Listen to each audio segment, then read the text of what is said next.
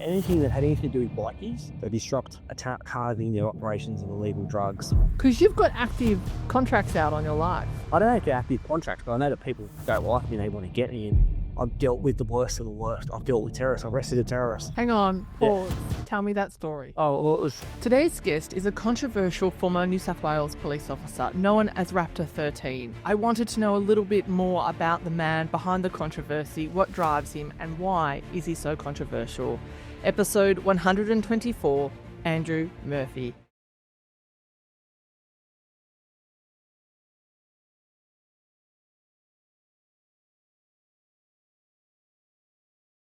Hello. Yeah, there you go. Good. Now, are we referring to you by your name, or are we sticking with Raptor 13? Oh, call me Andrew. Oh, That's okay. what's on the birth certificate. And Mum called me, and no doubt if my mum hears this, she'll go, Andrew.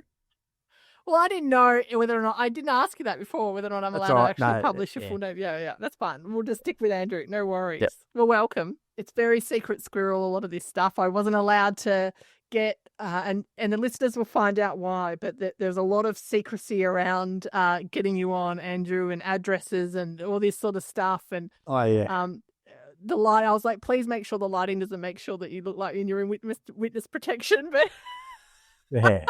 It did feel like it to start off with in regards to us communicating. But you were in the police force, the New South Wales Police Force, for many years. Yeah, I joined in February 97 as a fresh-faced 19-year-old.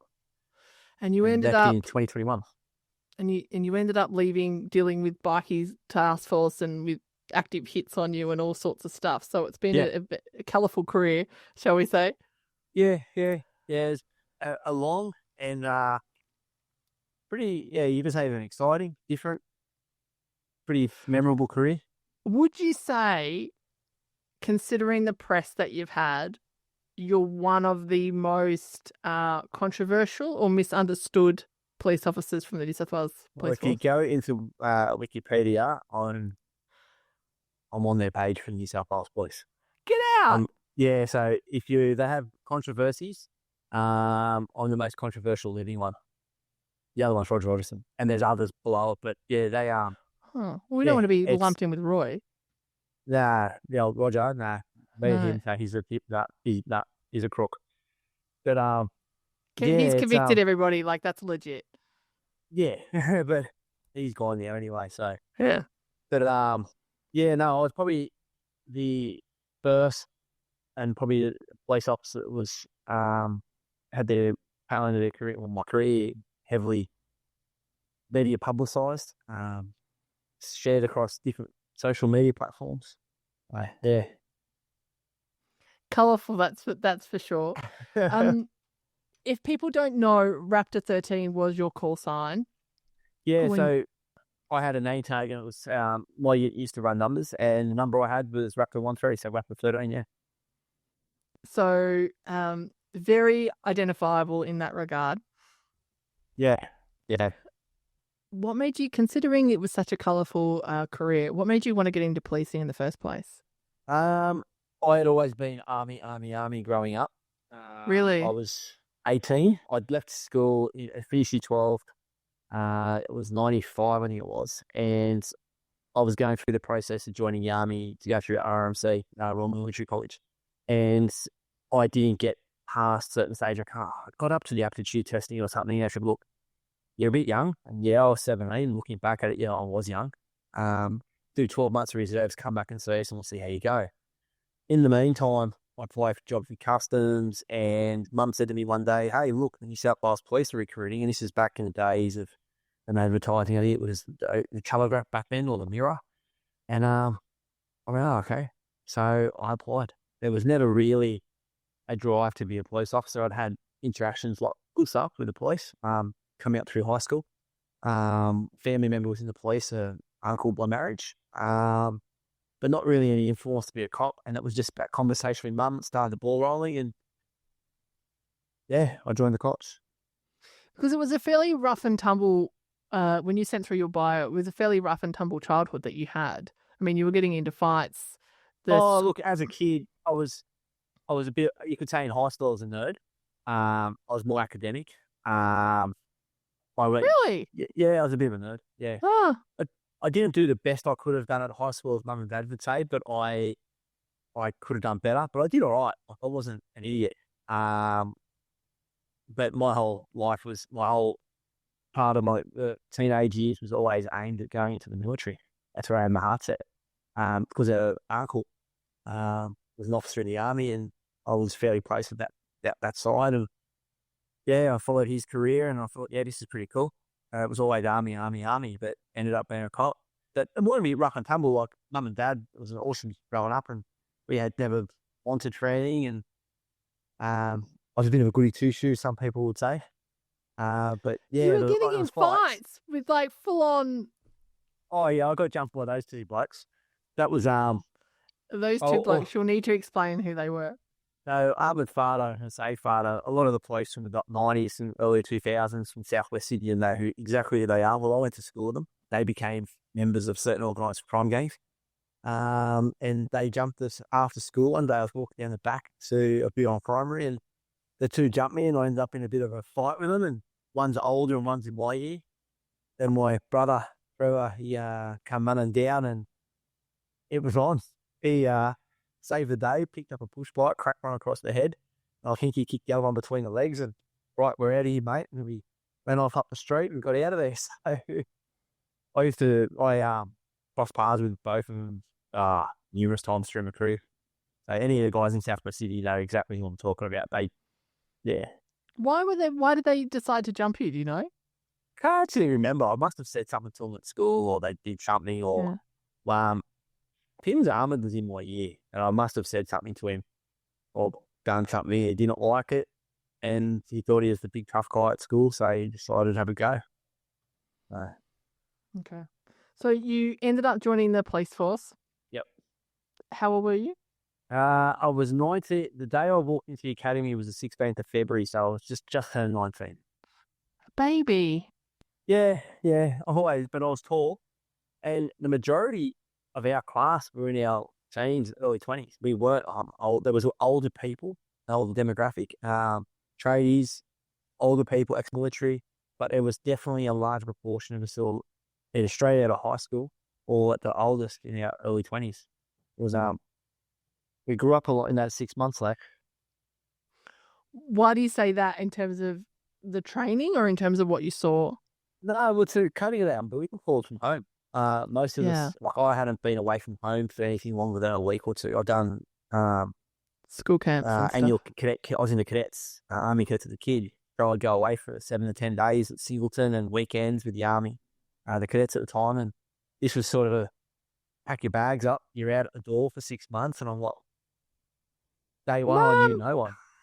It's hard. It was hard. But within 2 to 3 days, I knew 20, 25 people in my subclass 269 Alpha, of which I'm still pretty close with several of them. So, yeah, it's the training was not what I expected. I expected it to be harder, but it's a lot harder than what it is now. I believe. Like, there was still a level of bastardization, but not to the degree that I was expecting. What do you mean by that?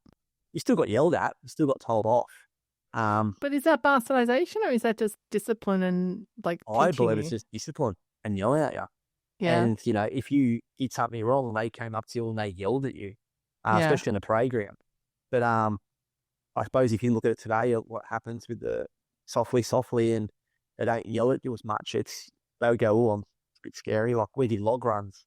There was a bit more of that preparing you for what you might be facing. Like, I remember doing a scenario in training where you're on the ground by yourself and there's 60 of your classmates absolutely cowling you up, and you've got to be able to get out of there and things like that. And there was also, you hearing the stories from the guys that they're down there teaching, because most of them were experienced cops of at least 15 plus years. So you're hearing all their stories from back in the 80s and 90s. And it's sort of, I think it was a bit of an eye-opener. So you matured quite rapidly, being away from your mum. Yeah, I'd say, yeah. You still came home. I still came home predominantly every weekend, so it's only Goulburn City. So you can't say you were away for 6 months then. Lordy, it's not like I shipped out to the Army or the Navy. It was, Jeez yeah. Louise. I went to But boarding you school live, and I was away for longer than that. yeah, so you're still going home, you still got a phone, you still can ring people, and not like today with mobile phones, but you couldn't sit there texting everyone and doing selfies and that. It was the old school phones. So, really, the statement of cutting the umbilical cord, not really. You were still Oh, going home. yeah, it did. It did, because you were left to your own devices. You didn't have to be home at street lights are out, or mum didn't know that you'll get up to on Monday to Friday and Wednesday nights and Thursday nights at Tully Park, Wednesday nights at the Gordon, and Tuesday nights I think we went to either the High Bow or one of the other places for food, and you went out and you had a good time. You did between 8 o'clock and 4:35. You're doing all your training, and then most nights you were left to your own devices to either study, and if you studied, or you went out and had a good time, and yeah. And we with Mike's subclass, because you stated that there was 220, 225 of us in the class as a whole, but then you're broken into smaller subclasses, and we stayed together for the 6 months. So we got to know each other pretty well. Like I said, I'm still good friends with several of them. When you left the academy, where were you stationed?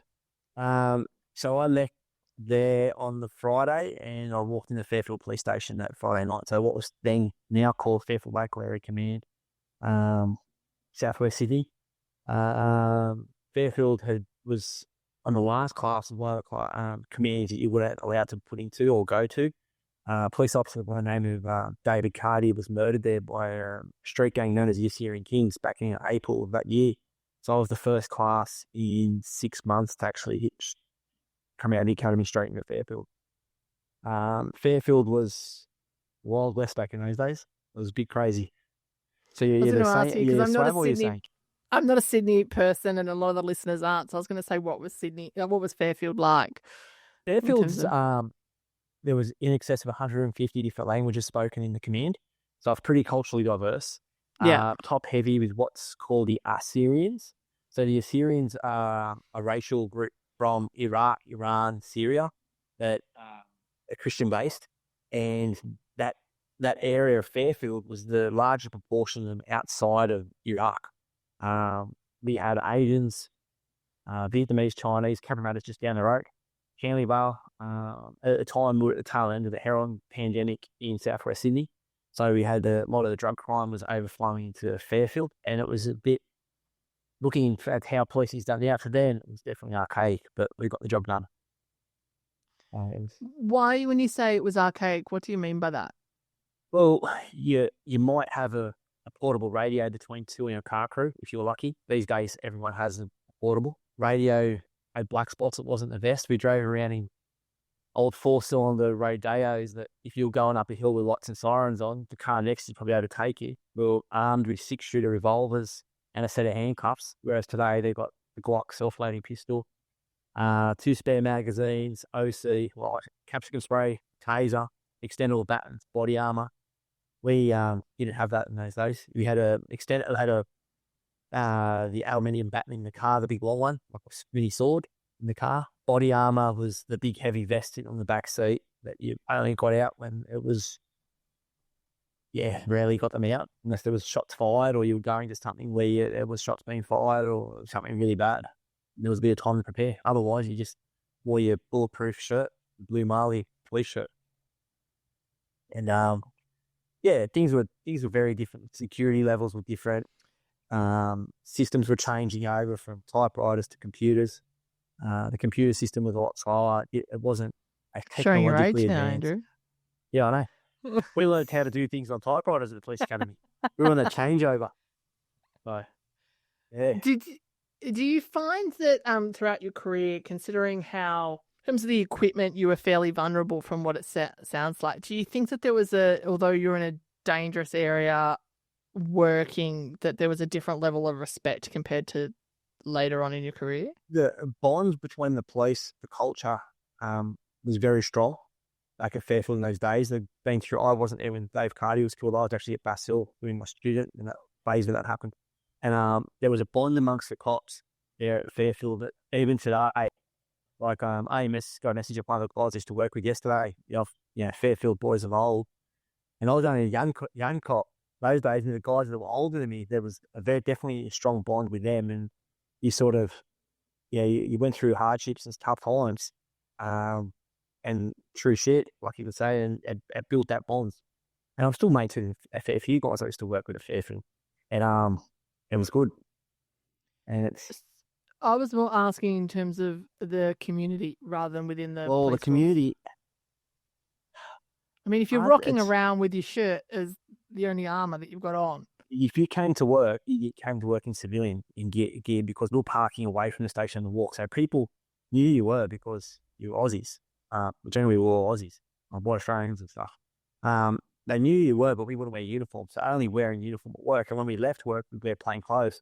But the community, it's working that environment with the Syrians there and all those other communities, they kept to themselves. They generally don't talk. They don't want to report things to the police, especially with the Asians. They keep it in-house. And a lot of the younger Syrian males in the gangs, they hated us. I absolutely hated the cops. Like, you'd be set up, you'd go and might be searching one or two of them, the next minute you got 15 or 20. Yeah, if you pull the car over, you'd get their mobile phones off them as quick as you could because one would get on the phone. The next minute you might have one car stopped, and then you'd have 15 cars there. They'd just get out and, you'd be surrounded. And that was quite common. So it was a hostile community. It was a hostile place to work. Just want to touch on the fact that you're talking about the politically correct environment these days. I just want to touch on the reasons of why you're mentioning people's ethnicities, because a lot of them are running in the gangs in those areas and they were based on ethnicity. Yeah, they were. So you had the Assyrians. To be a member of the Assyrian kings, you had to be Assyrian. A lot of them had military experience from the 1980s when Iraq and Iran were in a war. A lot of the hierarchy in that gang that were involved in the murder of a police officer came from the Iraqi army. They'd done some pretty horrendous things over there, and now they're living in Australia. They've in an organisation, a group that's based upon ethnicity, and that was the Assyrian kings. So before people start riding in, that's why. Say again. So before people start riding in, that's why. Yeah, and then you had then you're down the road in Cabramatta, you had the 5T. So it was the Vietnamese-based gangs. Oh, okay. Yeah. So the drug syndicates down there, I think there was one white guy, one Caucasian that was a member of the 5T. The rest were Vietnamese. They were all based upon ethnicity. And the Fairfield local government area, where Fairfield and Cabramatta are both two commands, it's a melting pot. You've got nearly every single ethnicity there. It's Europeans, Asians, Middle Easterns, Caucasians, it's everything in one area. When you started policing, you were in general policing? Yeah, so when you come out of the academy, you're straight into general duties. Back then, you did a minimum of 3 years in general duties. Before you could start applying for specialist roles or different roles. A lot of guys come out of the academy, I want to be highway, I want to be detectives, but you've got to do your time. And you had to wait till there was vacancies. Back then, the police was an organisation that was working at 95% strength, if not more. So your specialist units were generally full, and you'd have to wait for a vacancy or to be offered a spot. You did apply. Sometimes you would, hey, just notice what you're doing. Do you want to come and work in highway, or do you want to come apply for the detectives? You are generally asked. There was never a waiting list.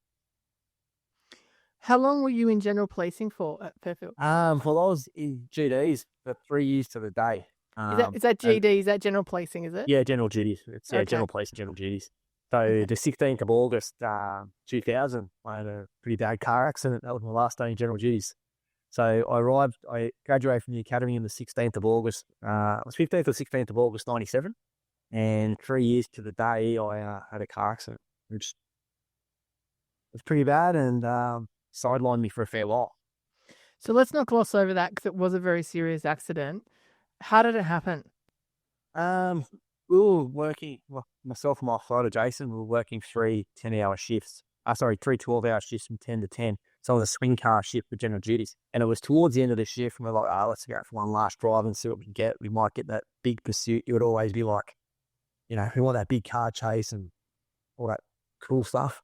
And we coming back on the Horsley Drive at Smithfield towards the Cumberland Highway intersection, we had a car go through. It was driving a bit erratic, maybe a drink driver.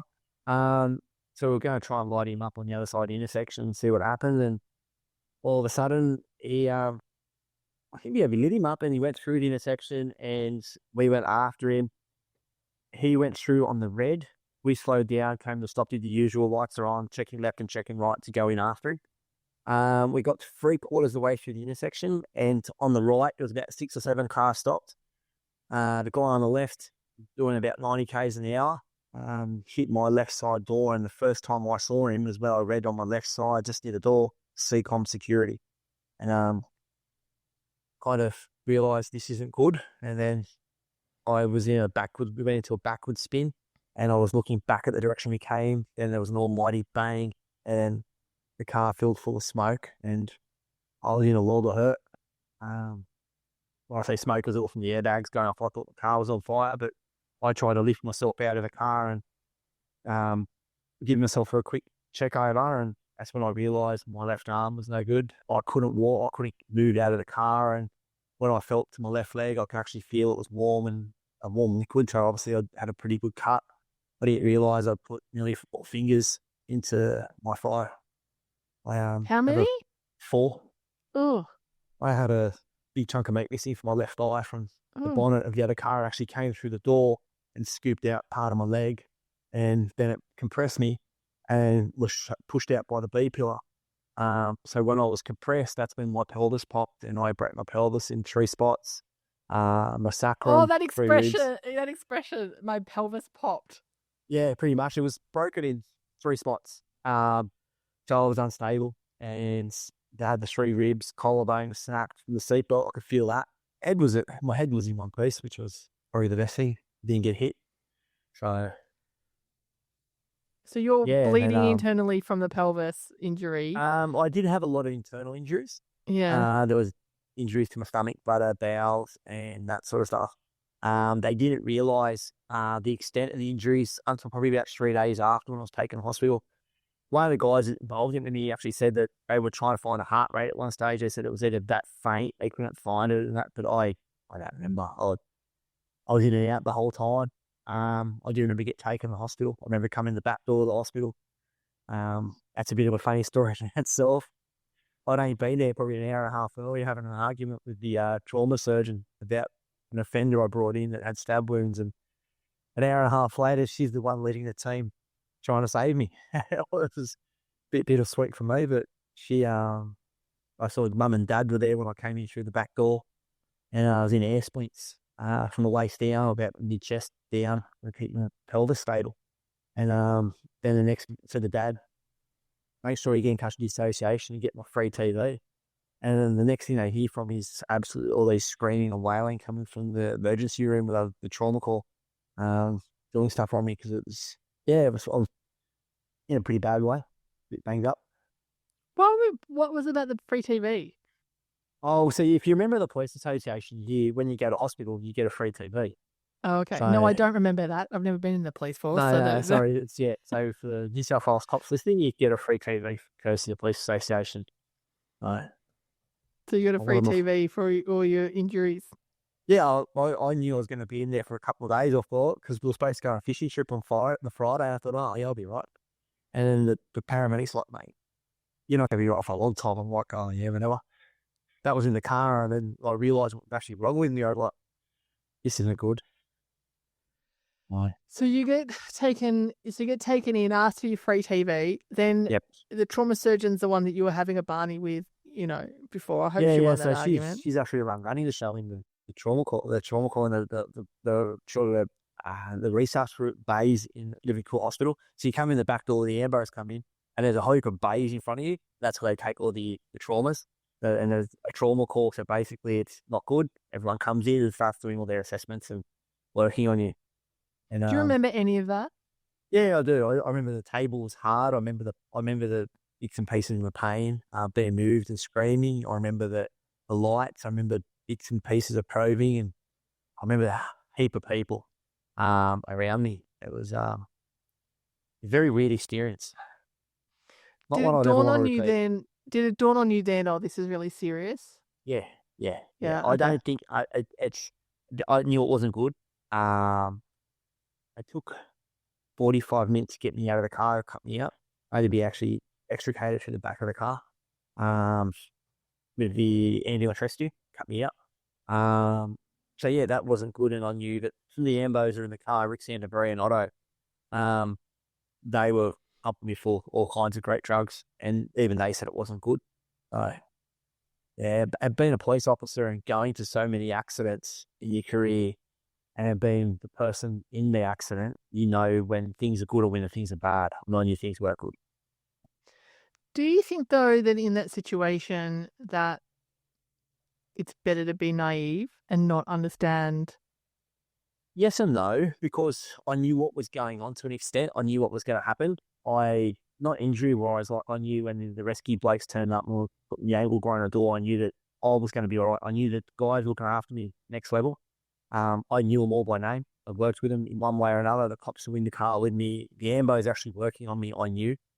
Yeah, so it was being a person that knows the capabilities and what they're doing. You go, I'm going to be all right. But if you're a person that didn't know what was going on, the panic and all that sort of stuff. Like I knew if it got to a point where that car started getting on fire, they're going to pull me out. They're going to get me out no matter what. Whereas a person who hasn't worked in that environment will go like could panic more, and they don't know what's going on and what the capabilities are. And whereas I did, doesn't mean I wasn't scared. Scared shitless. Yeah, but I also think that the fact that you knew that your injuries were really bad, which is surprising because you also said that you thought you were going to be out for it in a few days. Yeah, But I just thought I had a broken arm. Oh, okay. And a broken arm and that because the internal stuff, I didn't realise as bad as it was. Like I knew that I couldn't move properly. I didn't know how bad the breaks were, and it went into my back and all the internal stuff and the ribs. I didn't know that stuff at that stage. All I knew was that I can't get out of this car. I can't move. I've got a big gash down my leg because one of the boys turned around and go, he's a Scottish English accent. Jughead, I can see your leg burn. I'm like, thanks, man. Thanks, Paddy. Hello, Paddy Just Walker. what you want to hear. I can hear. Yeah. I can see your leg bone. Yeah. One of the other boys, Nick Reno, he actually grabbed the door and ripped it open he is a big boy. He ripped the actual car door pretty nearly off its hinges just to get to me. So I knew things were that bad and that car was going to blow all on fire. They weren't going to bugger us around. They're going to get near. I knew that I wasn't good, but I was in good hands. So how long were you in the hospital for? Good question. It was either 4 to 6 weeks. So I was in the trauma ward at Liverpool Hospital. This is the funny bit. It's if I had been any other person or any other person who looked after me, I would have probably been out a lot quicker. I wasn't pinned and plated. I healed naturally. I was extremely lucky that one of the doctors who was not, I had a professor, then I had the specialist, then I had his understudy, was my mate that I grew up with. So my next door neighbour, who had known me since I was probably 5 or 6 when we moved into the street and he moved in, he's a doctor, he's a Vietnamese doctor, absolute legend guy, huge ambassador, everything. He was the orthopedic surgeon's understudy at the time. And he's turned around and gone, I know the guy. I grew up with him. I know what he's capable of. I know he's fit. He runs. He does this. Pinning and plating long term won't be the best thing to do. If we're letting him heal naturally, he'll walk out of hospital. And he put his job on the line for me, and I walked out of that hospital. Don't tell me that. I've just had a bloody ankle reconstruction where they bloody pinned and plated me and put shit in me. Yeah, it's the pins and plate. I was 22. Was it 22? I was only young. I was 22, and I was extremely fit. I trained every day. I could run 15 to 20 kilometers without a problem. I swam kilometers, so my level of fitness was through the roof. Yeah, that's why they pinned and plated me. That's why they did it, because yeah. Well, the older you get too, you're more likely to get pinned and plated. Whereas what are you saying, Andrew? What are you saying? If I had that car accident now, I'd be pinned and plated.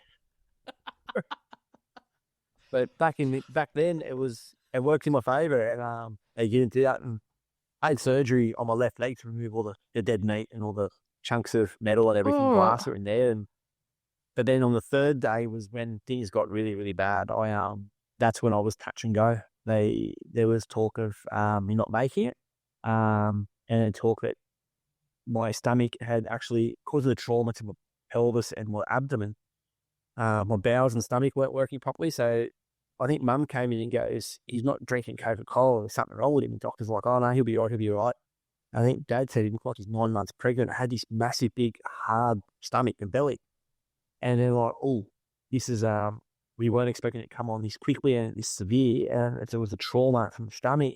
And basically my bowel stomach weren't processing anything. So my stomach was hyperextended and my bowels were about to explode.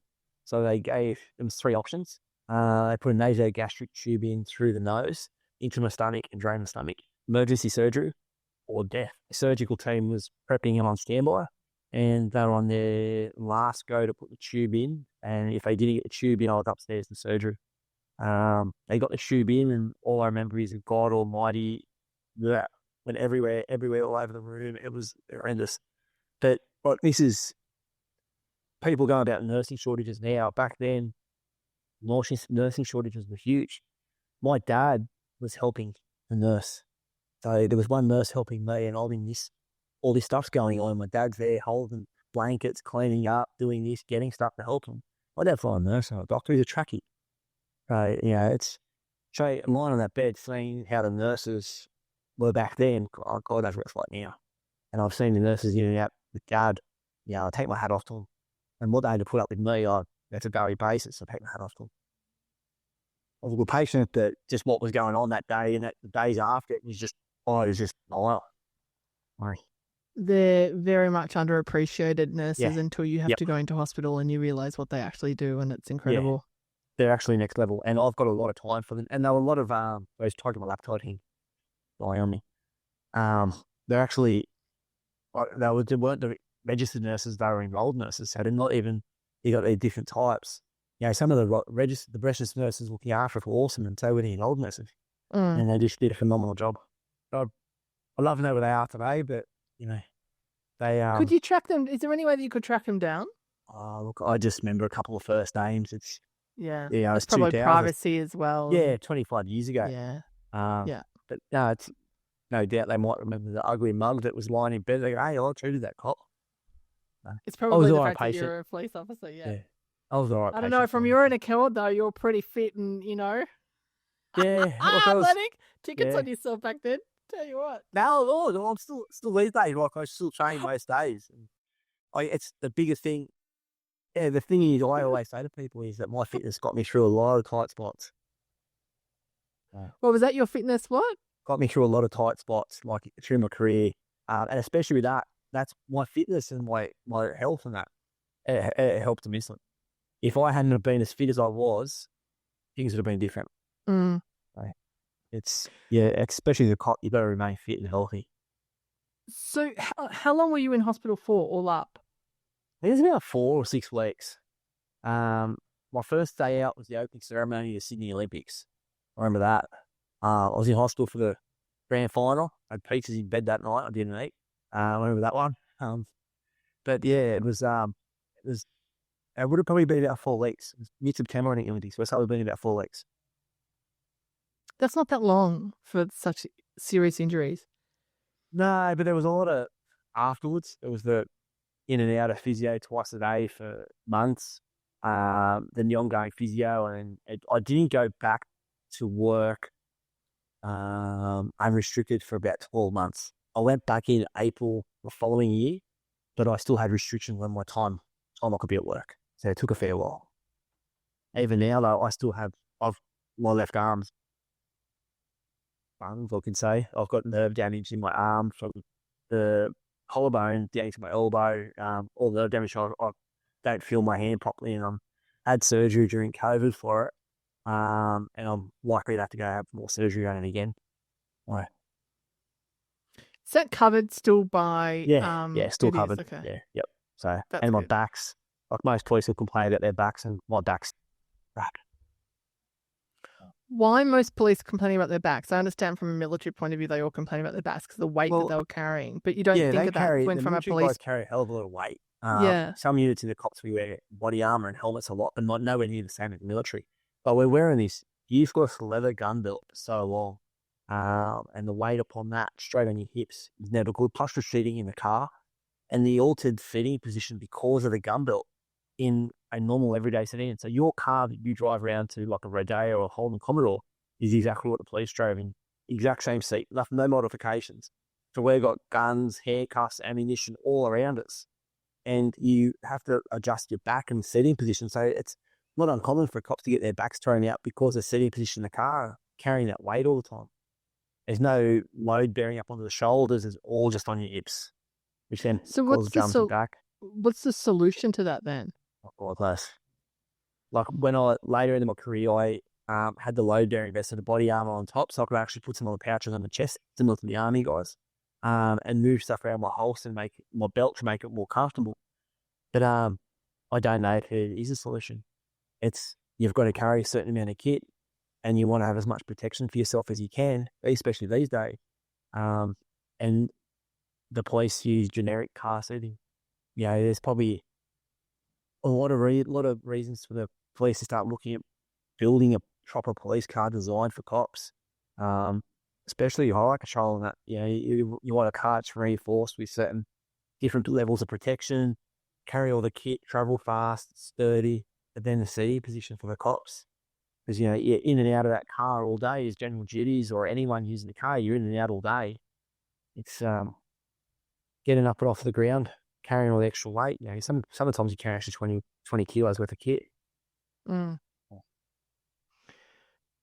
So you go back to policing after your accident and you're on light duties. Yep. So I went back. Oh, you go. No, go. What were you saying? So I went back to, I was still at Fairfield, but I was on restricted duties working over in what's everyone calls Cake Muncher Unit, Crime Management Unit. Based as an office jockey, just helping out 3 hours a day, 3 days a week. And I started picking out crooks out of photos of they were wanted and things for that. Like that. So there was one of my sergeants, Sean Gagan, and one of the inspectors noticed that I had a pretty good eye for the crooks. I could remember names and places, and I could pick people out of stuff, and I knew the heads and everything that was going on in Fairfield. So I sort of fell into a role assisting intelligence, intel side of stuff. So I started doing a role there when I was on restricted duties, which I then went into while I came back on the road, doing the field intelligence officer. So a kind of crossover between plainclothes surveillance at a local level and a bit of office work and helping process information reports that were coming from the public, so your Crime Stoppers reports. So I'd get them come in and I'd look at them. I'd go, oh, there's an influx of drug dealing. Everyone's saying this house is dealing drugs. So I'd go and sit off the house and I'd watch. I'd go, yeah, that's what's happening. And I'd identify who the people were. I'd find out who was living there at the times that things were happening. I'd put together a package and then hand it off either to the proactive crime team or what was then the intelligence response team or the detectives. Or in some cases, I used to run the job myself. Evolved a bit of... If you're on light duties, how could you go and run and do your job yourself? That was when particularly I eventually moved into doing it full time, back on the road sort of thing. Okay. So that was that job. So when did you move into? So you did the water police after that? Yeah, that was after. So I did a bit more time in the crime management in intelligence and licensing. Yeah. And I did selection for the water police. 2004. I was there in 2004, I think it was. And I did my 6 weeks there. Then I went straight from the 6 weeks into what was called the OSG Bike and Street Crime Unit. And that the water police flowed on from that after nearly 12 months of that unit. That was so the Street Crimes Viking unit was where you were dealing with the riots? Yeah, that was where I was in the unofficial rights squad of the police force. So the predecessor of what's now called the Public Order Rights Squad. Right. And you were you did 2 riots. There was, I know you did the Cronulla riots, but what was the other one? I hadn't heard of the other one. So February 2005, I think it was the Macquarie Fields riots that kicked off end of Feb, early hours of the morning after a police pursuit where a car was being chased, crashed into a tree. Those guys had been in that car, had been involved in home invasions, and pretty serious crimes, robberies, armed robberies, and weren't the type of people that you wanted to deal with, as in the normal public. And the police saw them and chased them, and they crashed the car, and that sparked a lot of public anger in that community of Macquarie Fields, Glenquarry Housing Estate, and kicked off what became known as the Macquarie Fields riots.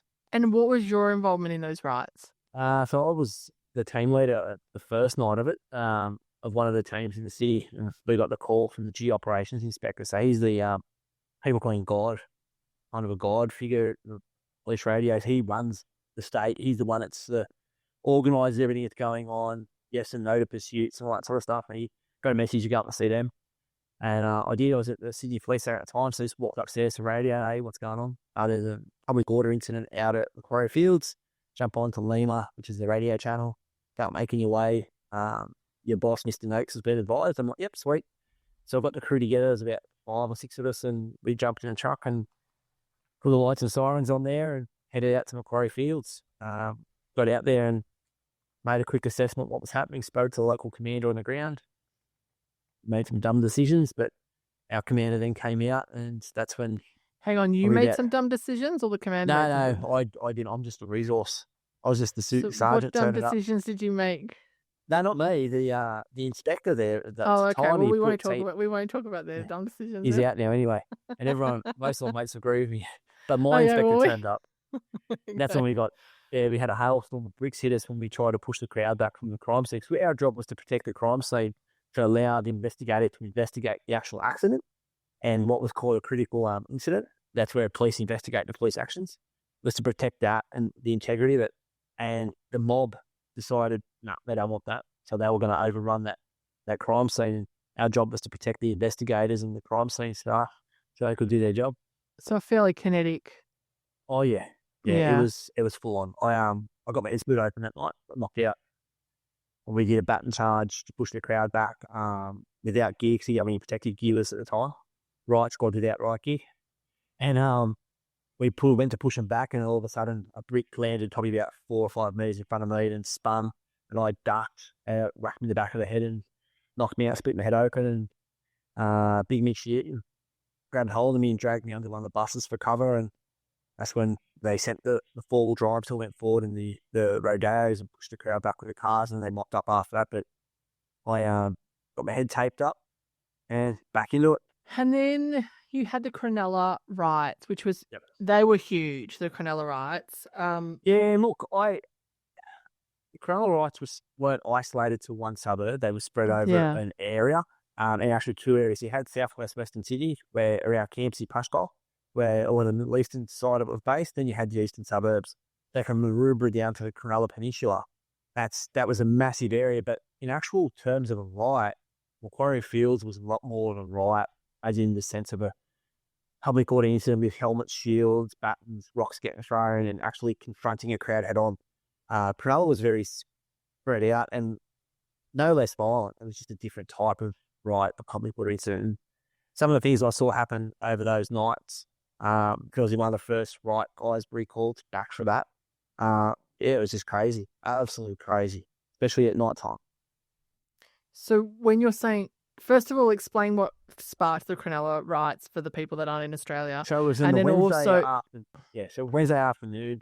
Cronulla Beach is pretty much one of the only beaches in Australia, in Sydney, where the train line actually comes up to nearly the beach. So you can walk from the train station to the beach. And the train line comes straight from southwest Sydney to there. So a lot of Middle Easterns would come down to the beach, and there was interaction between a Middle Eastern male and one of the lifeguards. When the lifeguard was assaulted, which sparked off a whole heap of community anger, and there was talk from the Wednesday through to the Saturday that it was going to be, something was going to kick off, there was going to be a riot, it was going to be Easter, there was going to be all these violence. But the Sunday, the residents and a lot of the community down there had come together, had a big community barbecue, say we've had enough. There was a big protest. And there's a massive mob, massive crowd, thousands all came down, and people came from all over Sydney for it down there to this because they had enough. Am I correct in saying that there'd been a series of sexual assaults happen prior? Yeah, look, to that? There's been a build up over years. Yeah. So there was a sexual assaults during the Olympics by certain members of certain community against the girls in southwest Sydney. So a couple of guys with the surname El Scaff, and other men going raped a number of women. Then there was a whole heap of violence that led up to stuff over the years and things that happened. And violence down there at Cronulla and stuff. The community had enough. It had enough, and they wanted, in their words, they wanted to retake back what was theirs. And they had been sick and tired of that violence coming down there. And they weren't happy. So what sort of things were you seeing happen at night then? Well, on the lead up to the riots, I'll tell all this stuff was going to happen. So in the night, daytime, there was a whole heap of whites, Australians, Aussies, Caucasians, had way too much to drink, and it just went typical crazy. Anyone looked Middle Eastern, they bashed or assaulted or turned on. that we were left protecting those people and trying to get them out from the mob and then trying to control that mob. And by dusk, early evening, it settled. But then we got word that a whole heap of cars were starting to mass in Campsie and Punch Bowl. And there was mobs coming into, and the word had gone out through mobile phones and the community that let's go down the car and let's get revenge. So the whole heap of people from Southwest Sydney around Campsie, Punch Bowl, Middle Easterns came through in a wave through Cronulla, through the Sutherland Shire, and just went, like, it was next level. They were just bashing anyone on the street. I saw a guy being wheeled in the back of an ambulance on his stomach with a knife hanging out of his back. I saw footage of people we were following. We couldn't catch up to them, but we were behind them, cleaning up the mess, and they went through trying to catch up to them to stop it. And it was like a plague of locusts just going through, just destroying anything that came in their path. And there's It was pretty bad. If people are outside of Australia and not sure what we're talking about, if you YouTube it, there's a very famous footage of a single police officer trying to protect one, I believe it was a male from memory, and there was hundreds of people encircling them, trying to get to them. So there's footage it was very dangerous. Yeah. Like and it just continued along that whole eastern seaboard between Sutherland Peninsula or the Cronulla Peninsula and up to around Maroubra and stuff. It was just, it went over the operation after 6 weeks, but the riots went on for days and nights afterwards, generally at night.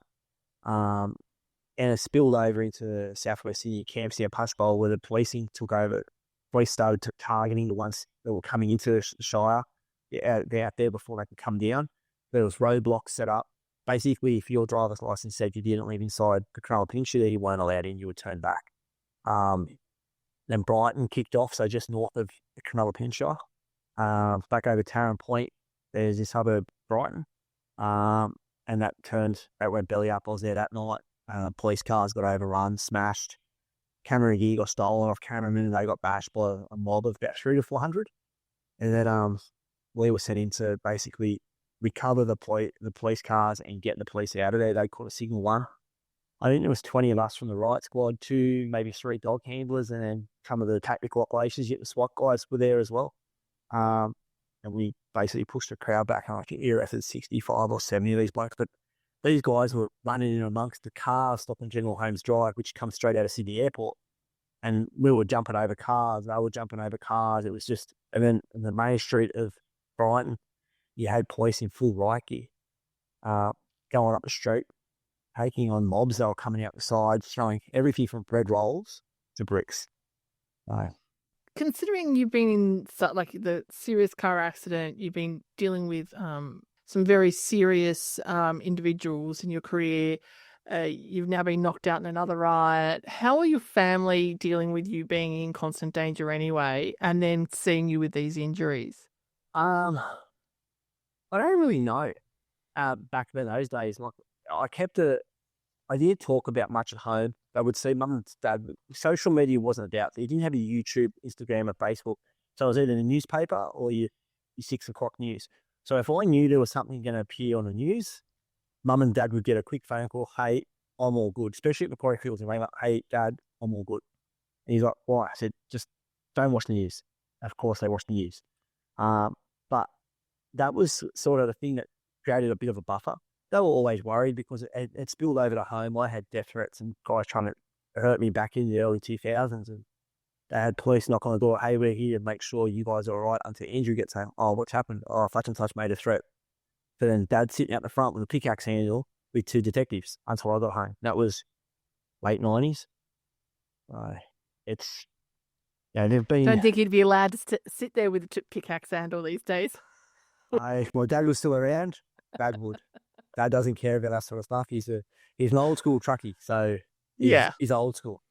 Yeah. And then so Dad had been around, and I could talk to him about stuff, and he'd seen a lot in his life, done a lot growing up during the war years in World War II, Korea, Vietnam, and the changes in life. So he'd seen a lot.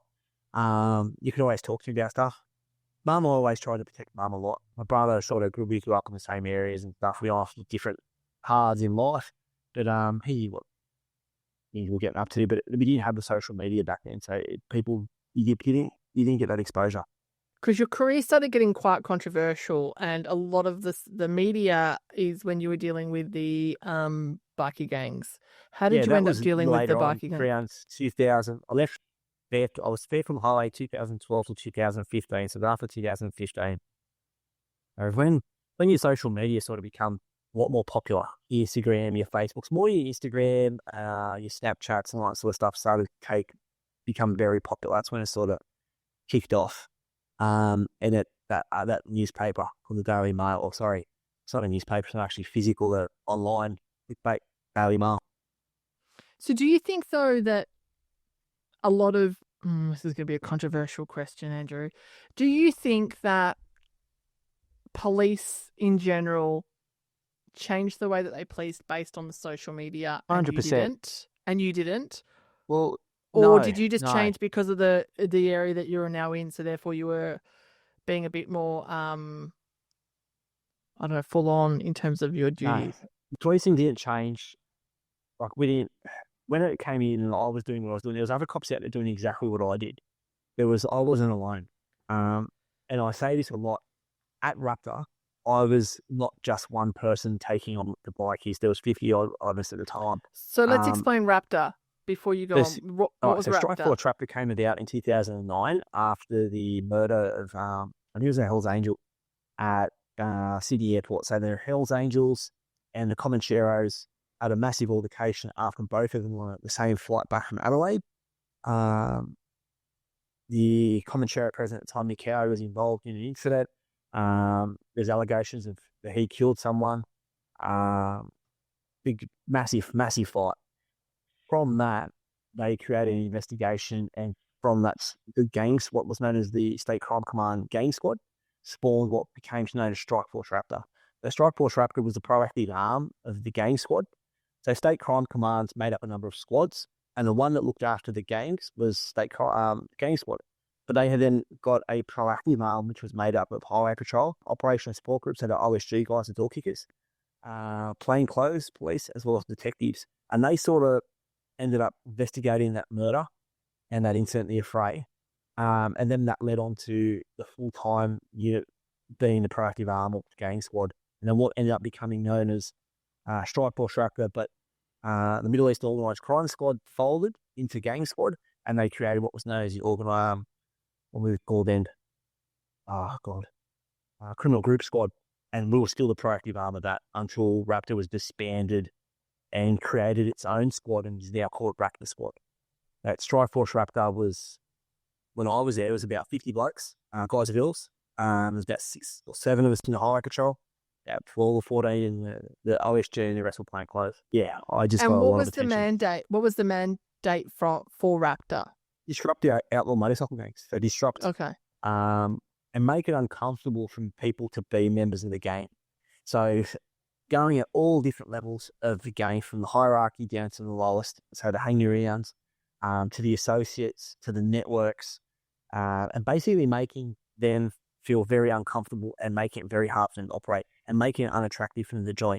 So taking away clubhouses, intercepting runs, targeting their operations of illegal drugs, firearms, human trafficking, extortion, sex offences, anything that had anything to do with bikies, we would have our fingers in the pie. And traffic enforcement, one of the Hells Angels from Canada once said that the one thing that interrupted him a lot and annoyed him a lot most was traffic police targeting, because he needed a license to do his stuff. A lot of bikies, people think, they're gang members, they just hang around in a gang. They actually have jobs. They need their license to go to or from jobs. So a lot of them I know are tradies, so they needed a license to do their business. So you didn't want to get caught. You wanted to behave because you didn't want to lose your license by tickets. So that's where Highway Patrol came in. We'd be able to intercept their runs on their bikes. And because we had a lot of knowledge in regard for motorbikes, we could just basically, you'd probably have a run, so national run with maybe 10 to 150, 200 motorbikes, and defect them, ticket them. So when you're saying run, you're saying that they sort of basically going on a bit of a motorbike trip from point A to point B. Yeah, there's usually a run season. It's later in the year, around late August through October, and all the gangs will do a national run. So they'll pick an area and they'll go all there en masse, and they'll do their burnouts, and they'll ride from point A to point B. And depending on the state, now it's a lot of Canberra and Victoria because New South Wales has some pretty heavy gang laws. Tasmania brought in a lot after they had to be down there, and so did Queensland. So they do a lot of their runs now in Canberra because it's they've got nothing to stop them, no legislation to stop those gangs. So you would pull them over en masse and do defects yeah. on their whatever defects you find, and okay. Yeah, the most I pulled over by myself was about 20. That was on the Finks National Run 2016, coming back from Canberra. So they'd done their run to Canberra. We knew they were on the way back, and I was out Western Sydney, and I'd done certain things to find out where they were, and I went down and intercepted them as they were coming north from Goulburn. I stopped 20 of them at that stage, and basically targeted them all the way back to Sydney over that afternoon. I think I rode out close to 115 to 120 tickets. And there was stays there when I had that 20 stopped off by myself on the Jim Highway, just south of Marulan, I think it was, from here. Tyres Lane was across street. So there's footage of you being very confrontational with some of these situations. Yeah, so a lot of those ones, people don't understand the backstories. There's never so explain that then. This is your opportunity. Which depends on which one. Like, well, there's a lot. One that I stopped a white motorbike. There was links. He was up to no good at the time. There was certain information on that motorcycle, so I stopped in and spoke to him. Unfortunately, he doesn't like to show the full story. So he had a lot of them do is they would cut and paste it. So I actually asked his name and address, but that's been cut out of it. The whole interaction prior to when I walk up to the motorbike and where I issued a defect isn't actually shown. So he was told. What's the one where you you ended up shoving the guy? Was it that one? So that was the one up at Wodenbong. So that was there's a run that's done cross border from Queensland to New South Wales along the northern rivers on the border, and it's run by the Hells Angels Brisbane crew. It's a charity run where they raise money and they use other routes to come and ride with them. At that time, it was the veterans were riding with them. They'd been told at their clubhouse over in Brisbane by New South Wales guys, because we did cross-border operations. I was a special constable in Queensland ACT. So we had told them what was waiting for them across the border in New South Wales, that we suggested they stay on their side of the border and not come into New South Wales. If they do, they'll be dealt with and there'll be repercussions. We'd expect the motorbikes, we'd do people for consorting, all that sort of stuff, because we knew the Hells Angels were going to be there. What that footage doesn't show is that guy rode into that vehicle stop with the president of the Hells Angels chapter next to him. He's now become, I believe, a member of the Hells Angels, that exact person. I don't know whether he's doing it or not now. I don't know. But he was asked to move his motorbike around the corner. He just wouldn't move it. And he basically, if you see the body worn from my angle or the another angle, which they don't show, they always only show the one that favours them. He actually advances on me. So he's I did coming see up, that. He did advance on you, yeah. It was just a check to push him back. So just to redirect him and to move him back. Which is an authorised technique just to create that safe working environment, that gap, so that there's a threat. And certain people associate with bikies, and the members of the gangs, the gang members might just necessarily carry weapons. They'll get other people to carry them because they're less likely to be searched. You don't know what that person's going to have on them, what their intention is, or what they may do. And the police on that day were heavily outnumbered. The video shows all these police, but if you look back to the right, which they don't show, there's probably 120 motorcycles, of which a large proportion were Hells Angels, and there were a lot of Hells Angels actually stopped around the corner. So if it had kicked off, we would have been outnumbered. And where we were is a very isolated place, being Wodenbong. The nearest police backup was hours away, probably coming from Cronulla. Why do you think, though, that you're the most controversial police officer or a former police officer? Well, it's because of the media coverage, I believe, and it wasn't stopped. It wasn't nipped in the bud early. There was plenty of opportunity for it to be stopped. I believe things could have been done differently back in the day. I do believe that New South Wales police didn't know what to do. To this day, no one's really got the coverage I have and no one to that date had the coverage that I had. And I have a very distinctive, no one like you can see, and I stood out. Because I was out there in the faces of the crooks and everything, everyone got to know you, and they would use any opportunity. So they sort of weaponized social media against us, trying to get rid of me, trying to make things harder for me to target them, because what I was doing was actually impeding their operations. There's any of the ones I've seen, there's a backstory, and like I've always said, there's always two sides of the story, and like people say, there's two sides of the story and the truth. Well, I've got nothing to hide. It's like I'm still well known now, and I haven't been on the street since 2019. My last interaction was about 3 days ago with a bikie. Well, I got picked at Because you've got active contracts out on your life. I don't know if they're active contracts, but I know that people don't like me and they want to get me. And there was contracts, as I'm still here, so obviously I don't. Let's not antagonize them. No, but there is threats. People do make threats against me through social media. I report them, and I'm actually done. Which is disheartening. I believe it's a letdown by the organisation. Hang on. Let me clarify that. So they make threats, you report them on the social media, and nothing happens on the social media, or nothing happens in terms of the threat? Nothing happens in terms of the investigation. Right. Okay. You're reporting them to the authorities. Yep. Okay. Yep. All right. I've had numerous things happen and reported it, and I do know one incident went through the court. I went to that in November this year, and that magistrate said certain things. I won't say what he said, but wasn't unfavourable against me. But it was let's not go into active court stuff. No, I just don't like putting it out there. Though people can find out themselves if they want to Google it hard enough. Good luck. But it's just disheartening the way that post even in my career, now that you're treated, it's just this. Yes. If all the others in Raptor task force group, Strike Force Raptor, okay, thingamajiggy. If they were all out there policing as hard as you, why were you then singled out in regards to all this social media stuff? At the time, it was Strike Force Raptor. There's only 6 or 7 of us in the highway patrol. So there was only highway patrol were the one part of Raptor that were constantly in the face of the bikie. So we were out there all the time and out of that, there may have only been 50% of us that actually were, how would you say, to be politically correct? Proactive?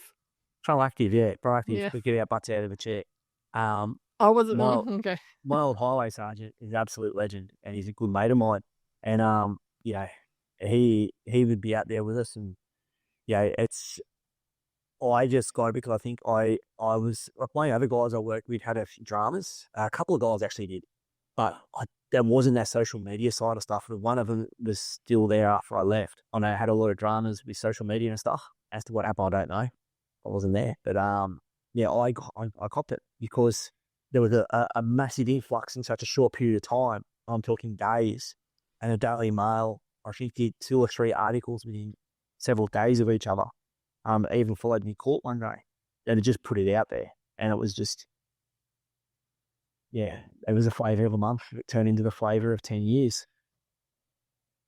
How do you deal with that from a family point of view and from a personal point of view in regards to you obviously, and look, I'm not a cop, I don't have any idea in regards to what it takes. I would imagine it would be a fairly horrific job, to be honest, dealing with. Yeah, it's not the easiest jobs. It's by far it's a difficult, and it's a career. It's not I don't think there's a job. It's a career. You choose to be a cop, and you're going to be it for a long time. It's not one of these ones you can just pop in, pop out of, which seems to be happening a lot. But way I deal with it is I got a little bit of training, like half a day of what to look for if someone's following you and what to do if someone's following you. So that's not taught to normal police, to everyday cops. I got that because of the level of threats against me. I actually got moved out of home for 2 nights into a hotel because someone was coming to shoot me. There's social media threats that against my mum, against my dad, against my family, not naming them individually, but saying, hey, his mum, his dad, do this, follow him, do this to him. That I can shield them from that because they don't have social media and they don't go looking for it. And it comes, I find it because people will send it to me and stuff like that. I can shield them from the social media side of stuff. But as in regards to sitting down having dinner at your mum's birthday and up pops my head on a current affair, and I have no knowledge of that it's going to come up, or I would have made sure that TV wasn't on. Again, I still believe people knew that was going to happen that night in the organisation, and no one told me. And it was pretty hard having to explain to mum on her birthday what all the fuss was about.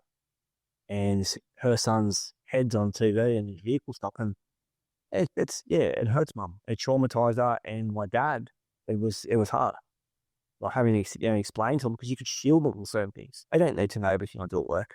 Looking back on it, shielding them from the threats. If you're shielding them, that means that they can't be forewarned, prepared.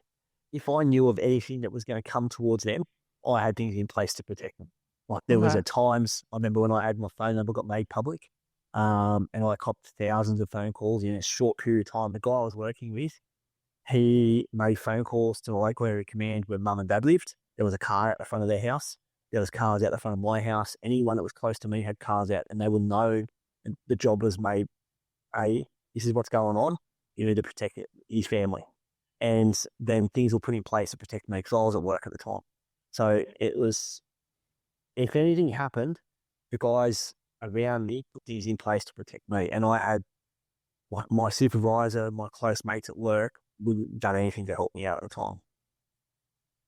And my commander at the time too, Mr. Adney and Mr. Beach and Mia Wallace, there was things put in place by them as well to help protect me and to, I won't go into the details. I don't want to let off any security No, you stuff, don't need to go. Yeah. There was things things stuff in place that was put in place. Yeah, there was things in place that hopefully would be forewarned and be able to pick things up before anything actually happened. Whether minutes or hours or days, we don't know. But there was things put in place. But once they left, that all went. And when I became an ex-police officer, there's nothing like an ex-cop. You're excommunicated. I was going to ask you now, like, what it's like if not being in the police force. It's different because I still miss the job. And I say it's the best job I ever had, and I loved it, and I did.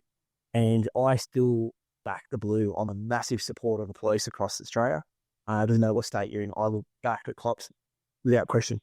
And sometimes I get in some pretty heated arguments with my mates. Some close mates will argue about it, but I'll back the cops. And my problem isn't the Why do they argue cop. about it with you? Because they're not police. They have difference of opinions, and that's people in general. We have difference of opinions, and I respect their opinion. They respect my opinion, but we will never meet on that. But we're still good mates, and that's just human nature. That I have a following within the police across Australia and New Zealand, and there's cops around the world that still message me, and I get that support, and I appreciate it. I think it's absolutely awesome that my name is still spoken of amongst the guys on the ground, the guys and girls on the ground. It's awesome. And I will never, ever bag the cops. I'm not going to be that disgruntled ex-file. Even though I've been through some pretty rough times and still have the rough times, my problem isn't with the cops. My problem is with the organisation and the lack of support from the hierarchy. So you left the police force based on injuries that you had? Yeah. Yep. Yeah. The heck still causing me a nightmare. Well, considering you just had surgery on your arm or whatever, you were saying you got nerve damage still. Yeah. How hard is it from that transition point of view? It's hard. The support, it's hard you're in to that. switch. It's hard to switch it off. You still, like, it was a stage that I'd be driving my car and I'd be going, hitting the radar button. I'm like, dude, you're in your own car. And that took forever to stop. But it was just human nature. I'd see a car speeding. I'd go, oh, yeah, you haven't got a radar in the car, mate. Or I'd look at people and you look at them and you go, oh, yeah, that's a grub. Or it's all like that. When you've done it for so long, you're still profiling people. Grub, the technical term that police use for people of undesirable character. Yeah. And, like, the funniest thing is, funny things have happened to me since I've left. And I look back at it now, I call it funny, but at the time, I was like, people go to me, what? Like, I walked into a Woolworths and there's a guy on my right with a kitchen knife that would be 50 centimetres long. He was trying to stab the guy 10 feet in front of me. I had to go down the middle of him to get to the salad, the fruit and veggies. And I said, can you two move to the left and take your fight over there? I don't want to get involved. They stopped and looked at me and was like, what? I'm like, yeah, just move. I don't want to get involved. I'm like, part of this. And someone's yelling out, get the police. And the next minute, old mate runs past me, and I've had the time to think, that's a big knife. Do I hit him with the shopping basket? I'm like, nah, it's too big a knife. I'm going to get hurt. He's going to run off. I'm like, better chase him. So I've chased this armed defender up through into a nearby housing estate, and I put him to where he went. That then a wave of the cops came, and I rang Triple O, and I was talking to the operator. They knew who I was because I gave enough info that they picked up that I was a cop or a former cop, and then I gave my old rego number, and they're like, "Oh, hey, mate," said he's here, and I was found the defender for the cops. But that's just, to me, that's just well. But to a normal, late, everyday person, like, oh my god, how do you deal with that? I'm like, yeah. Yeah, I would have just turned around and walked out the door. I've seen car accidents. I've got out of my car to go and help someone. I'm like, it's still that instinct of being a police officer that, and I had this conversation with my mum and brother when my dad passed away 4 years ago now. We're sitting there trying to decide what occupation to put on Dad's death certificate. And Dad had a whole heap of different things through his life, but his heart and soul was a truckie. He was a truckie for most of his life and involved in the trucking industry. So he said he hadn't been a truckie for well over 30 years. He said, Dad's a truckie, Mum, for being out to truckie. Okay. I said, by the way, if anything ever happens to me, you guys are still around, 20, 30 years down the track, 40 years, wherever it is, make sure that's a police officer. Because in here, I'm a cop. I might not have a badge, I might not have a gun belt on, I might not wear the uniform, but in my heart, in my blood, I'm a police officer. Well, I did it for 23 years of my life. I tell you this year that I'm now I spent most of my adult life as a cop, but up until last year, I spent 50% of my life as a police officer. Now I'm over 50%. So more than half my life is just under half my life as a cop. So it's hard on me now, and I can't turn my back on it. It's created the way I am. How do you now deal with situations, because you're still bumping into people that, It's gauged upon Dev. I don't want the confrontation. I don't look for the confrontation, but everything is gauged upon them. If they look at me and they staunch up, I'm like, okay, we're not going to have this. Mate, look, I'll just walk a different way, or I'll keep an eye on them, or walk around and do something different. I don't go put myself in areas where something's highly likely to happen, like parts of South West Sydney I won't go to. Merrylands, Guildford, Granville, you won't find me there because it's high proportion of Middle Easterns, and it's likely something will kick off. So I don't go there. So but if I'm confronted and I can't get around it, I've just got to try and find a way to deal with it. I try and avoid it and try and find a way to get out of it. Like there was December 2023, just before Christmas, I had what I refer to a double vehicle jam done on me. Basically, it was like the SWAT side, the swarm my car. So I was traveling on the road. I had one car come up inside of me, couldn't do it, and it overtook me, cut in front, and another car come up inside, and they both blocked off the road in front of me. Two occupants come running back to the car and try to drag me out of the car, and police mode kicks in. If I get dragged out of the car, God knows what's going to happen. I'm not going to get out and fight them. I'm outnumbered. It's not the best thing to do. I have an escape route. I drove through. Took off, and then they both chased me through several streets around through South West Sydney. And when I say chase me, we were up and over curbs, gutters. I was doing everything to get away from them. I eventually lost them in the back streets. But if I was a police officer at the time, I would have called out a signal 1 up when I rang up police. I said, hey, this is who I am. This is what's happening. I basically got the same response, but in the end, I made a statement and never went anywhere. But that's probably one of the worst incidents I've had happen to me. And I felt vulnerable. Considering you're so public in terms of the stuff that's on the internet, you're still living in and amongst Sydney. Yep. Sydney. I can't escape it. Like people go, oh, move. Like, where do I move to? I can go to Queensland and I can still run into people I've dealt with. I haven't been to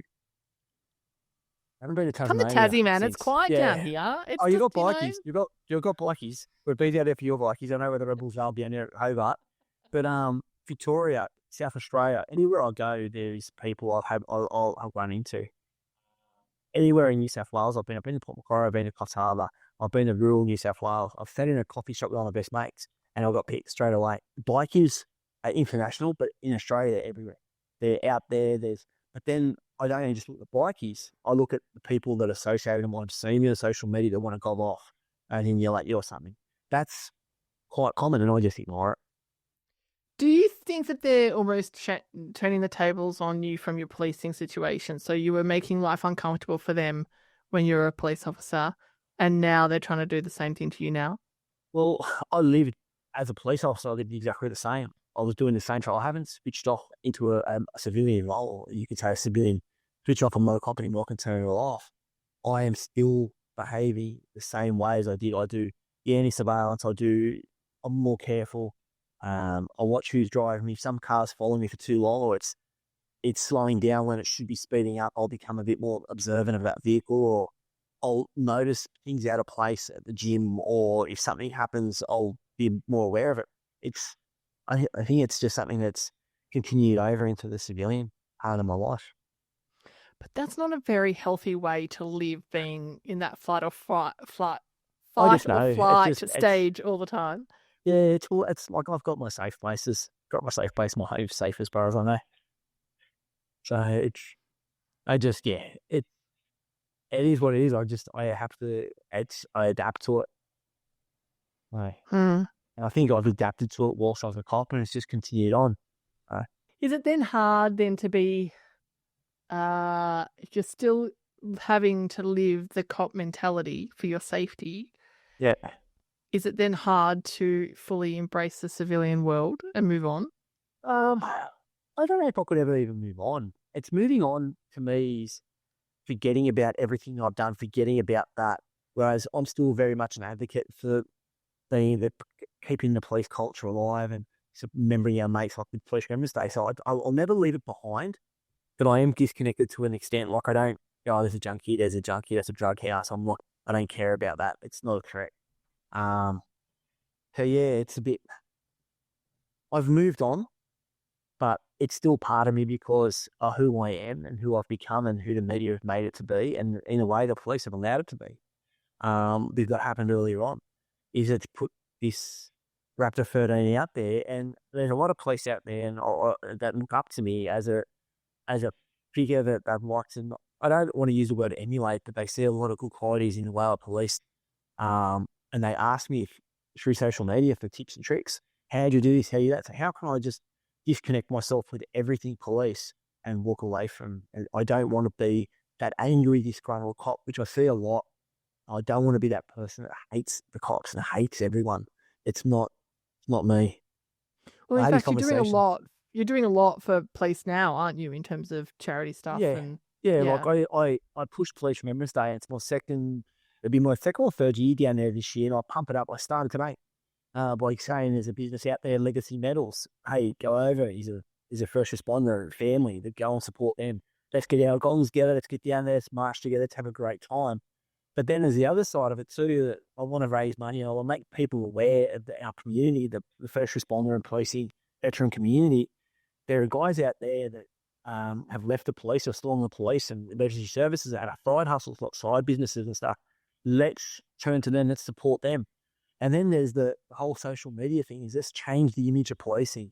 Let's make policing great again by having a page or pages on social media that present all the positive things about policing. Look at all the good work cops are doing and talking about what I call legends of policing. Like, we all know about our Ben Roberts and Cam Dairds and all these great warriors from our military heritage, but we don't know many about our police, like Al Sparks, the highest decorated police officer in Australian history. Richard Morden, who was a police officer in the AFP, who received the Victoria Cross for his actions of fire support base Coral in Vietnam War. They're police officers. These guys, we need to know about that, and I want to keep that alive and make it better known. And there's a group of us, it's across social media that are plugging it. And I think it's great. And that's where I think I can do a lot of good for cops and that community. What are the pages? There's the 311 Collective, Any Unit Clear, Backyard Observation Group, End State Zulu. Like, these guys all have content going out. They've got their own little businesses going. Legacy Metals. There's mine. I don't have anything for sale. I just talk about me as a cop, and I get on there and have rants. It's called Raptor Rants. Most cops will know about it. And it's about not negativity. It's about positivity. Like, yeah, we call things out that are stupid, but we also try and promote a positive policing culture and a culture that let's make policing great again. Well, I think you've been shadow banned because I tried to find Raptor Rants and I couldn't find it. Wouldn't surprise me. It's Raptor_rants. It wouldn't surprise me.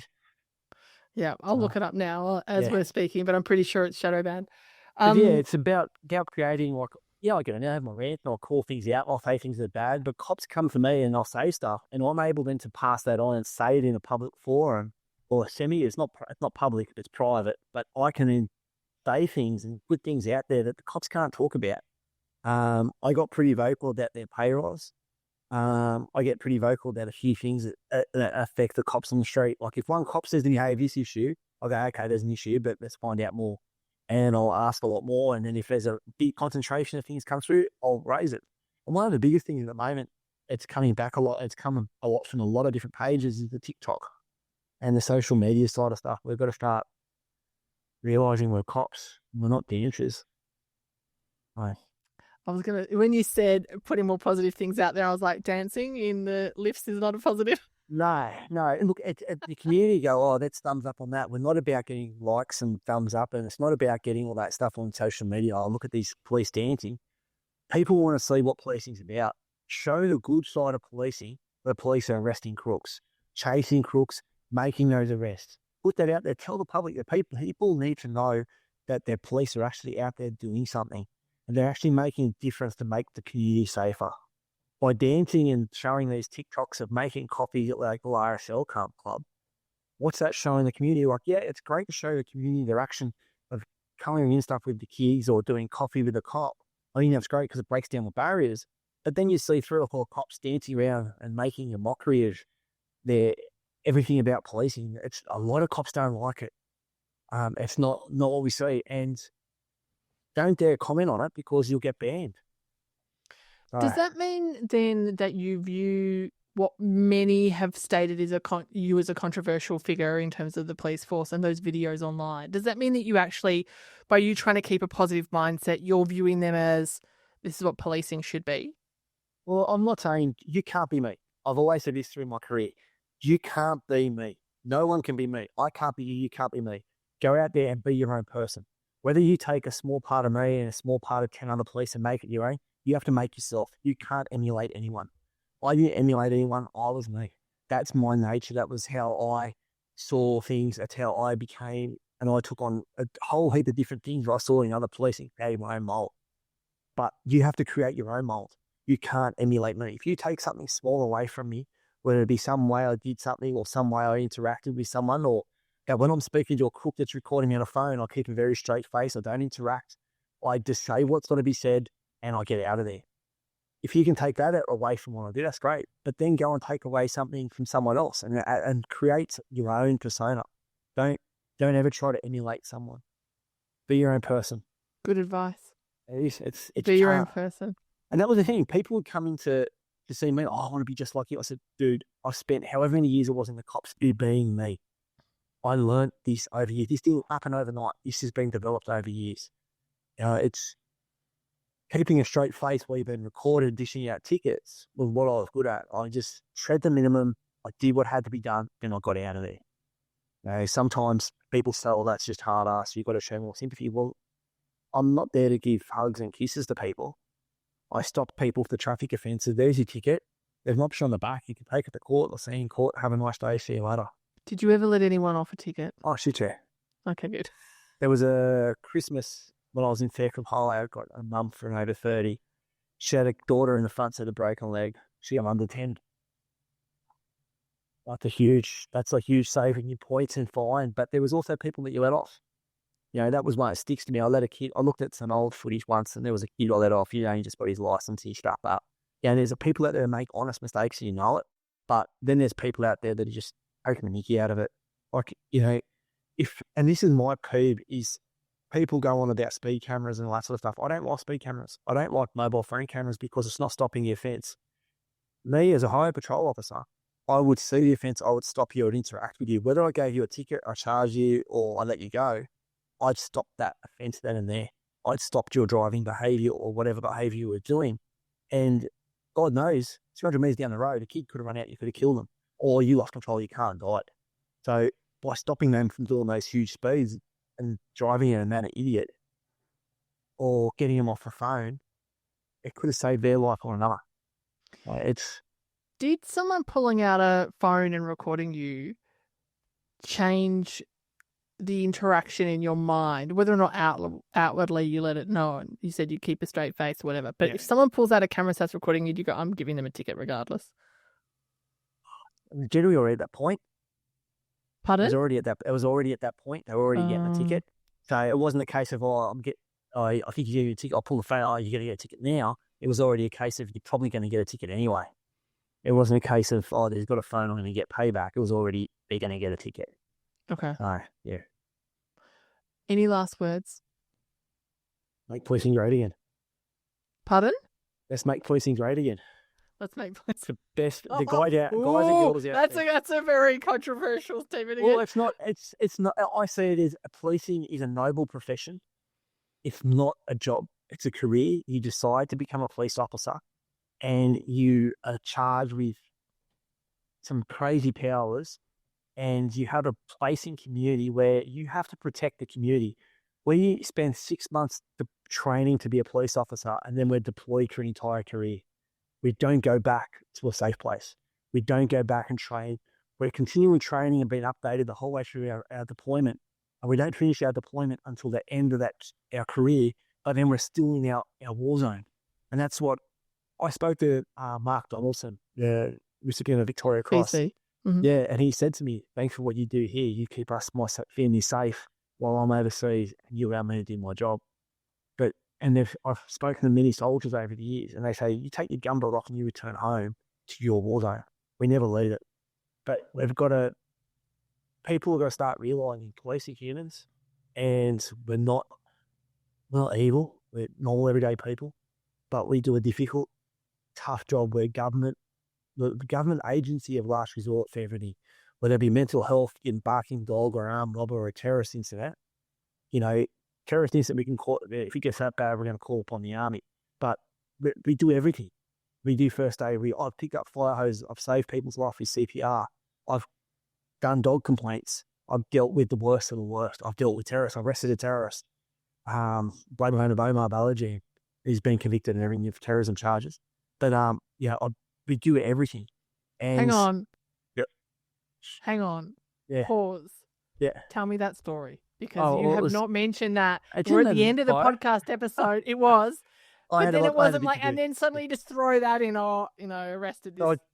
So when I was at OSG Viking Street Crime Unit, we were involved in the first mass arrest of a foil terrorist plot to attack Sydney and Melbourne. It was 2004, 2005, I think it was. Operation Pendennis was the resolution phase. And it was a series of Islamic extremists that were hell-bent on attacking Sydney and Melbourne. I remember the guy's name from Melbourne, but there was a whole heap of them. And we were involved in the rage in the early hours of the morning at AFP and that. And my last target was a bloke named Omar Balaji. So I was getting phone calls from my boss, another guy on the ground who was with another government agency, getting updates to his location. And I was told, don't let him go back into this place. He could be armed. This is what's going to happen. You have to arrest him. I'm like, yeah, no, boss. So we're on the way there. We've formulated a plan of how we're going to take him down on Wilson Road at Green Valley. I've then heard I'm probably 200 metres from him. We knew exactly where he was just coming towards us. And we put our vests on, our gear, and I said, boys, we go, come in, do this is the job. And we hear, go down, shots fired. I'm like, what the fuck? And we're just going over the crest, and the cops are then running in on him. They've just shot him. They've gone to challenge him. And he's turned around and fired shots at the police that engaged him and taken him down. Had a gunshot wound through his neck, and a couple other rounds went past him into a house.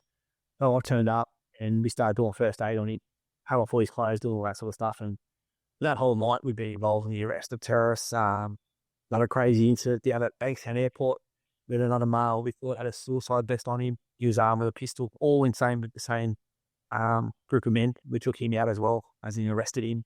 They all got lengthy sentences for terrorism charges, but they were going to crack Sydney and Melbourne. I do believe it may have been suicide vests. That was 2004, 2005. Mental. arresting murderers. We do everything. Look, police do everything, and it's a tough career, and it's something that I loved. I planned on staying until I was in my 60s. I still hope that I could pass on a lot of knowledge, and that's what I intend on doing now through social media. I think it's not a career for everybody. It's not a career for people to go out and make TikToks about, look at me at work. It's a tough job, and you see some terrible shit. You see the worst of humanity, but you also see the best of humanity.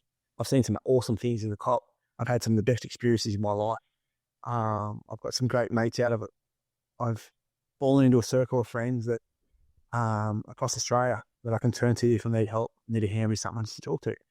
And they're all cops and military blokes. But it's just, I do believe that we can, as foot soldiers, as the grunts on the ground, as the constables, we can make policing a great profession, again, by showing the community and the cops that are out there that we're still at your backs, and that, look, hey, this is what we're doing.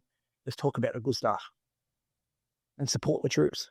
As in the guys not going to police, not the military guys. I got all the support under the sun for the military guys. I absolutely love them, champions. But we're going to start supporting our cops too. So people, if they want to support first responders and veterans, which is what you're working with, Raptor Rants they can join you on, and what's the other platforms? There's App 311 Collective. He's got some great content that goes up about policing any unit career. It's got some great Australian policing content. Australian Policing Archive, they've got some great stuff going up about cops, different units. And a lot of these people you can actually message and talk to them about policing and stuff. There's pages out there that you can, if you're going through the cops, there's Overwatch Fitness in Queensland. He has his own business, and his social media, and it's about getting people fit to join the cop and the military. Like, there's things out there. If you're looking to join the cops, there's people out there that will help you and will guide you on to join the cops. And if you're a cop or a first responder, there are people out there that have been there, have gone the path before you, and will happily pass on the info and help you and do things to make that shit job a little bit easier. Thank you for coming on, Andrew. All right, thank you for having me. It's been great. The One Moment Please podcast. Yeah.